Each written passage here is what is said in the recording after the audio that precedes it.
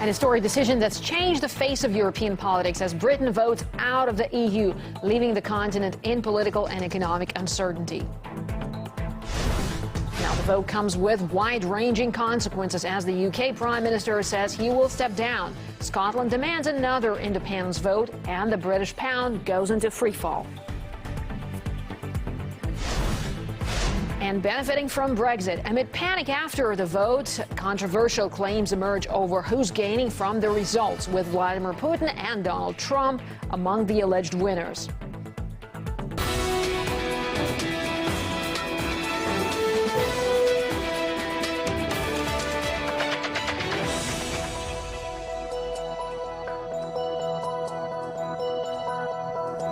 This is RT International live from Moscow with me, Marina Joshi. Welcome to the program.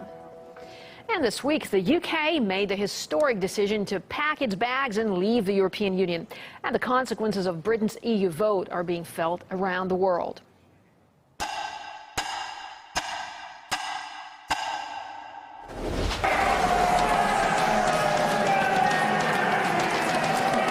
The sun has risen on an independent United Kingdom. This is not a decision I've taken lightly.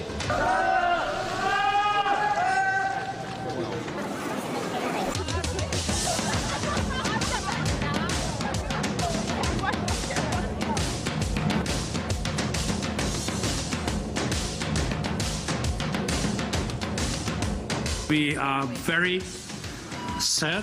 Dramatic. Regrette profondément. We regret this decision. Personally, I'm very sad about this. 52% voted for the nation to leave, 48% to remain. The result of the vote has revealed a deeply divided Britain. Scores of people marched outside the Prime Minister's residence in London on Friday to protest against the result of the EU referendum. Anti-Brexit demonstrators burned flares and shouted slogans while being escorted by a heavy police presence. Activists have even launched a petition for a new referendum on EU membership, which has already been signed by 3 million people. Things needed to change. I think there's a lot wrong with Europe. Well done, Great Britain. Well done. Absolutely disgusting that people have voted to leave the EU. There's going to be a lot of anger and division in the months and the years ahead. I don't think it's fair. The political map is being redrawn in front of our eyes. Class is back in fashion. We are people who believe in the United Kingdom.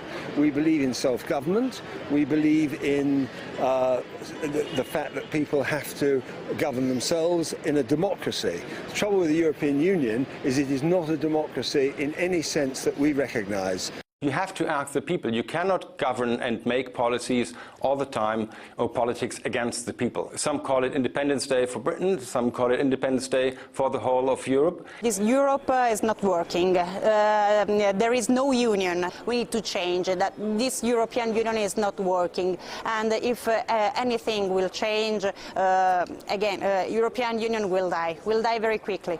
This is the result of lack of political leadership, lack of clear responses to the serious problem. There are discussion on, is that Europe really the solution, or is that Europe a part of the problem?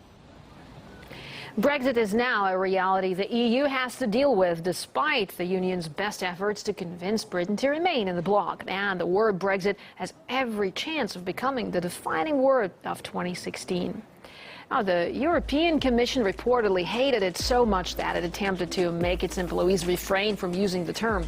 A leaked memo to its communication staff contained strong advice to avoid the B word and instead use more neutral terms, such as the British situation.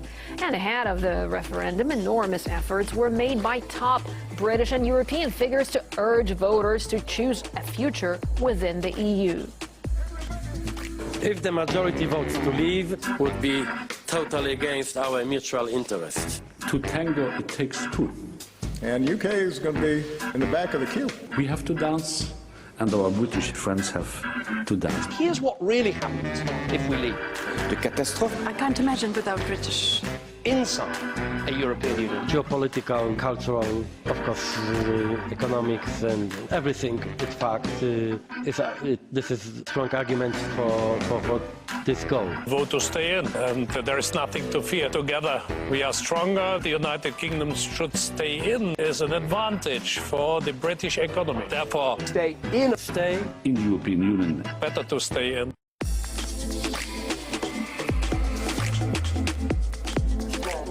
And the results of the Brexit referendum have reignited pro-independence passions in Scotland, which overwhelmingly voted to stay in the EU. The latest poll shows that 60% of Scots now want out of the UK. And Edinburgh says a second independence vote is very likely. Well, I think an independence referendum is now highly likely, but I also think it's important that we take time to consider all steps and to have the discussions, not least to assess the response of the European Union to the vote that Scotland expressed yesterday. Nicola Sturgeon added that they want to explore all options to stay in the EU, which is what the people of Scotland wanted. In the first independence referendum 2 years ago, Scotland voted to remain a part of the UK.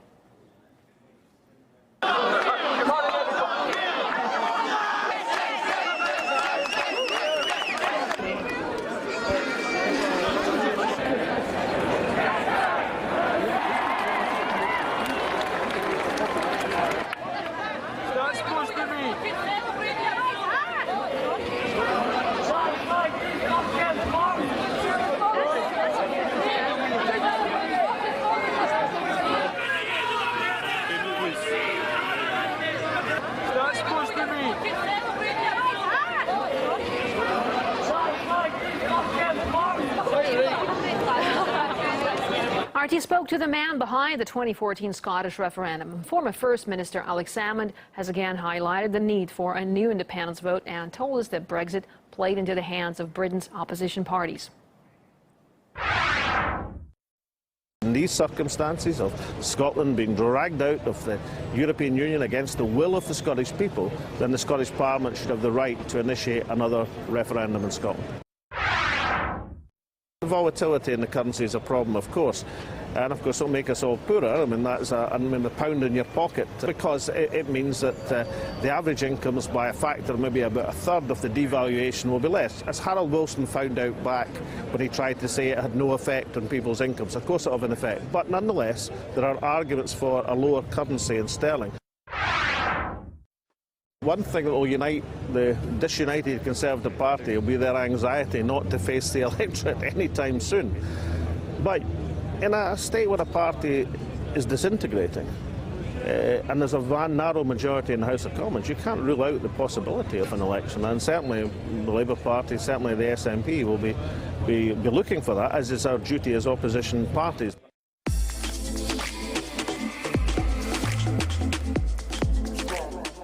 Now, the very fact the membership referendum even took place in an EU country has sent shockwaves across the bloc.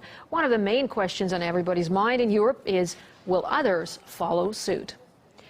And ahead of the UK referendum, people in 6 major European countries were asked whether they wanted a similar vote of their own, and nearly half said yes. Italians turned out to be the biggest Eurosceptics, with nearly half saying they would vote to leave the EU. In France and Sweden, too, about 40% of those polled said they want their country to go it alone. But European foreign ministers have stated that Britain has not set a precedent for other member states and warned against panic. And despite describing Brexit as a sad event, they're demanding that talks on the UK's departure begin shortly. Britain needs to start exit talks as soon as possible. It's difficult to accept that the whole continent is taken hostage because of an internal fight in the Tory party. After the decision Great Britain made, negotiations on a British exit should begin as soon as possible.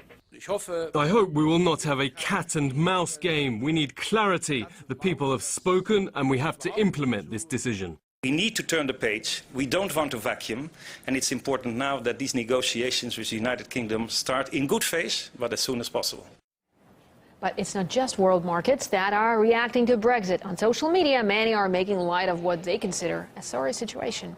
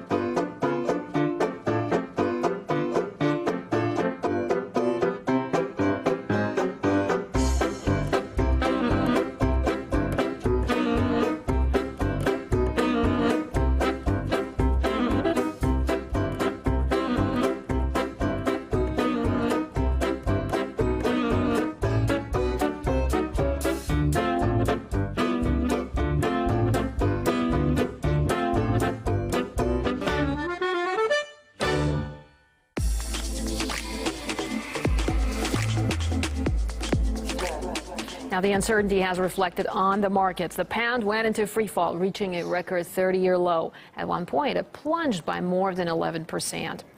European stocks plummeted as trading began, and oil prices also went spiraling downwards, while Asian stocks dropped by their biggest level in almost 5 years.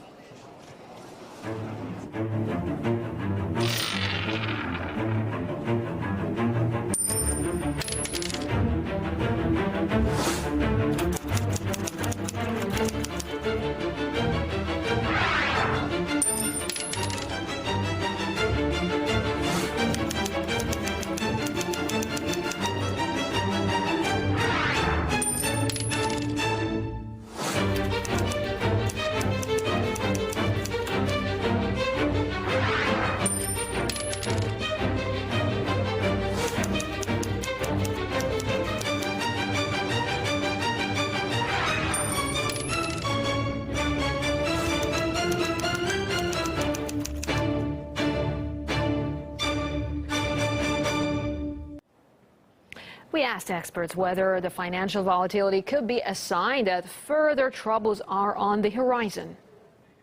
People have suddenly gone, oh my goodness, we didn't expect this to happen, because of course vast numbers of the banking industry were entirely in favour of staying in the European Union, largely because they often sell fabulously dodgy products to European governments, if you're someone like Goldman Sachs, and therefore suddenly this came as a shock reality. What we're seeing right at the moment is a huge tail-off. Instantly the pound dropped quite graphically, but here's the twist. Financial investors might not feel that comfortable buying the pound right at the moment, but in fact, if you look at exports, the lifeblood of the economy, suddenly British exports look wonderfully cheap. And that's a fantastic moment for the British economy, because in fact, earlier in the week, long before we saw this collapse, already the pound was cheap against the euro. It was cheap against Germany. It was very cheap against Mediterranean countries like France and Italy and Spain. And that's only become even better. The pound now is at a point where Britain can have an export boom. And if Britain can have an export boom, if its products are more competitive, it's going to sell more stuff overseas. If it's going to sell more stuff overseas, then ultimately the economy is going to go better. If the economy goes better, there'll be no doubt whatsoever the pound is going to start coming back up.